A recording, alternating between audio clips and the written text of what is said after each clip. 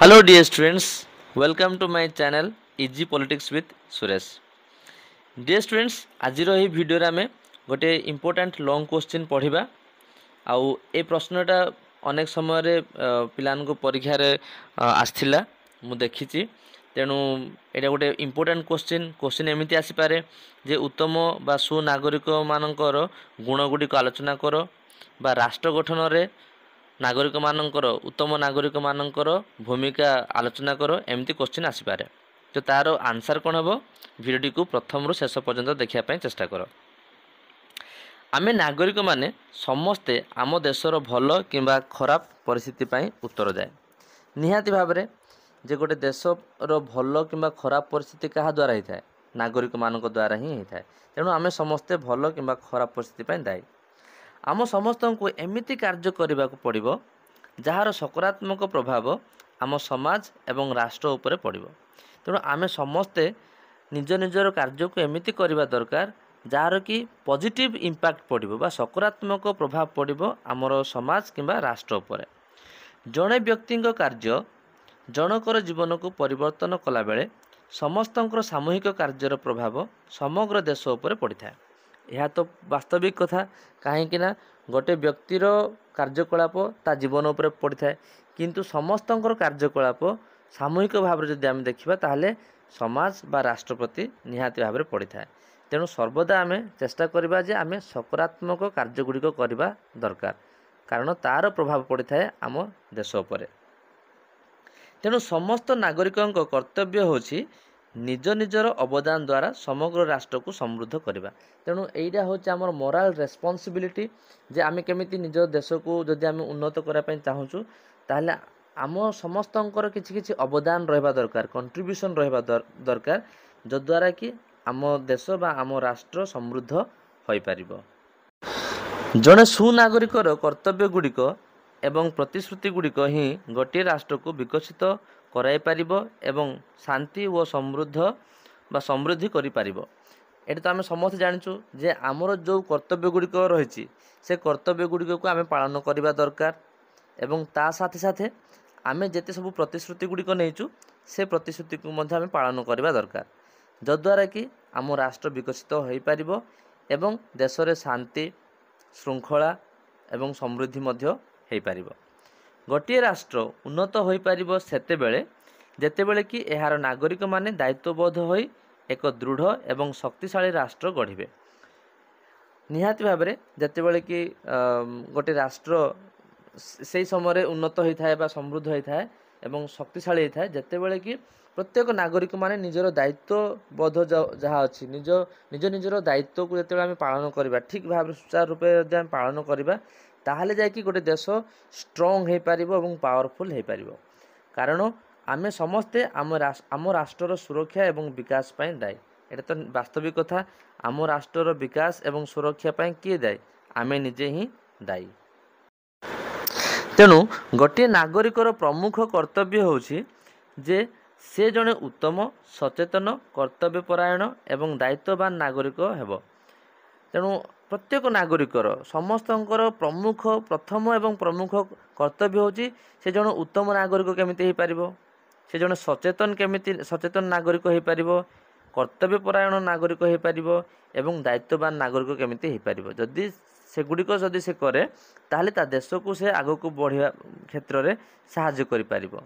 ଜଣେ ବ୍ୟକ୍ତି ପାଖରେ କେତେକ ନିର୍ଦ୍ଦିଷ୍ଟ ଗୁଣ ରହିବା ନିହାତି ଆବଶ୍ୟକ, ଯାହାଦ୍ୱାରା ସେ ଏକ ସୁନାଗରିକ ହୋଇପାରିବ। ତ ସେ ଗୁଣ ଗୁଡ଼ିକ କ'ଣ? କାରଣ ଏକ ଉତ୍ତମ ନାଗରିକଙ୍କ ହାତରେ ଦେଶର ଭବିଷ୍ୟତ ନିର୍ଭର କରୁଛି। ଗୋଟେ ଉତ୍ତମ ନାଗରିକ ବା ସୁନାଗରିକ ହାତରେ ହିଁ ସେ ଦେଶର ଭବିଷ୍ୟତ ନିର୍ଭର କରୁଛି ଯେ ସେ ଦେଶଟା ଆଗକୁ ଯିବ ନା ପଛକୁ ଯିବ। ପଛକୁ ଯିବାର ଅର୍ଥ ହେଉଛି ନା ଖରାପ ଦିଗ ଆଡ଼କୁ ଗତି କରିବ। ତ ଗୋଟିଏ ଉତ୍ତମ ନାଗରିକର ସୁନାଗରିକ ପାଇଁ ଆବଶ୍ୟକୀୟ ଗୁଣ ଗୁଡ଼ିକ କ'ଣ? ସେଗୁଡ଼ିକ ବର୍ତ୍ତମାନ ଆମେ ଗୋଟିଏ ଆଲୋଚନା କରିବା। ପ୍ରଥମ ହେଉଛି ବଚନ ଏବଂ କାର୍ଯ୍ୟରେ ନିଷ୍ଠାପର ହେବା।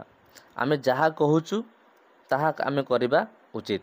ଆମେ କହିବା ଗୋଟେ, କରିବା ଯଦି ଆଉ ଗୋଟେ, ତାହେଲେ ଆମେ ନିଷ୍ଠାପର ନୁହଁ। ତେଣୁ ଆମେ ନିହାତି ଭାବରେ ନିଷ୍ଠାପର ହେବା ପାଇଁ ଚେଷ୍ଟା କରିବା ଦରକାର। द्वितीय होची सत्यवान हेबा एवं टिकस देबारु वंचित न होबा आमे सबବେଳେ सत्य कहबा दरकार सत्यवान हेबा दरकार एवं टैक्स देबा होची समस्तंकर गुटे ड्यूटी तेणु आमे टिकस देबारु वंचित न हेबा उचित। 3 नंबर होची निस्वार्थपर हेबा सहनशील हेबा आमे समस्ते निज स्वार्थ को अधिक गुरुत्व न दे अन्य मानक स्वार्थ को प्राधान्य देबा उचित एवं सहनशीलतार गोटे मूल्यबोध आम पाखरे शिखिबा दरकार बा आमे ताको आपणेबा दरकार कारण आमे समाज रे रहउछु विभिन्न मतामत चिंताधारा लोक रहउछंती समस्तक चिंताधारा जीवन शैली को आमे सहिबा दरकार। 4 नंबर होची अन्य मानक सहाय्य एवं सहयोग करबा। 5 नंबर होची अन्यर मंगल रे निजर मंगल कामना करबा जेते बेले आमे अन्य को सहाय्य करू आमे निजे मध्य खुशी थाउ एवं आमर मध्य मंगल होई थाए। 6 नंबर होची अन्य मानक साहस धैर्य एवं उत्साह प्रदान करबा एटा आम समस्तंकर नैतिक कर्तव्य जे अन्य मानक आमे केमती साहस देबा धैर्य देबा एवं उत्साह करबा जो द्वारा कि से माने मध्य किछि उत्तम कार्य करि परिबे। 7 नंबर होची धार्मिक सहिष्णुता वो सांप्रदायिक शांति रक्षा करबा आम देश रे विभिन्न धर्मर लोक माने बसवास करछु तेणु आम भितरे धर्म को आधार करी सहिष्णुता रहिबा दरकार एवं विभिन्न धर्मर लोक मानक मध्य रे शांति केमिति बजाय रहिबो सेथि निमंते आमे समस्ते चेष्टा करिबा दरकार। 8 नंबर होची संकीर्ण मना न होई उच्च मना हेबा दरकार आमे समस्ते जदि संकीर्ण मना हेबा नैरो माइंडेड जदि हेबा ताहले समाज विशृंखलित समाज हो जिवो एवं आमे आगु को बढ़ी पारिबानी आम देश प्रगति करि पारिबानी तेणु आमर संकीर्ण चिंताधारा को आमे दूर करबा दरकार एवं उच्च मना हे सब बेले आमे चिंता करबा उचित। नेक्स्ट होची देशभक्त हेबा आमे समस्ते निज देश प्रति भक्ति प्रदर्शन करा दरकार एवं आवश्यक स्थले आमे देशर सुरक्षा पाए मध्य जीवन देबा पाए मध्य पछेबा अनुचित निज देश पाए जदि जीवन देबा पड़े आमे समस्ते निज देश पाए जीवन देबा पाए मध्य आमे समस्ते कोन रेडी थिबा दरकार।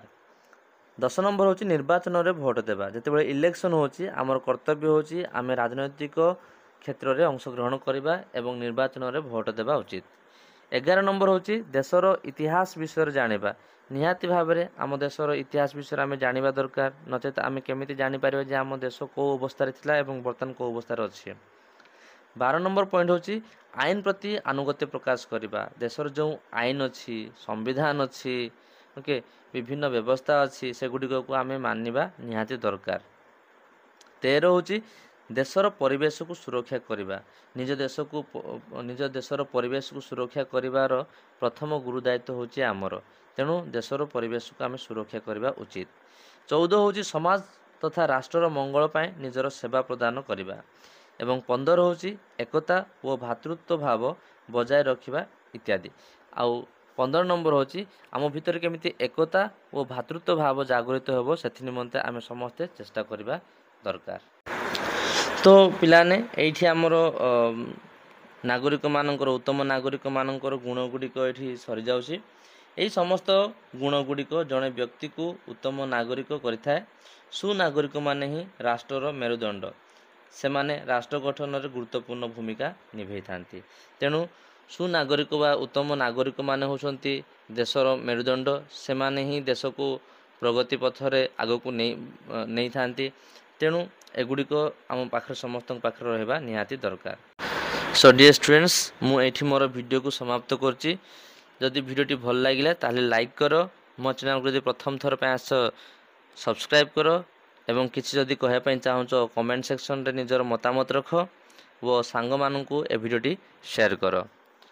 आगामी वीडियो रे आउ किछि नया टॉपिक सहित मु आसीबी सेतिक पर्यंत समस्त को बाय एंड टेक केयर।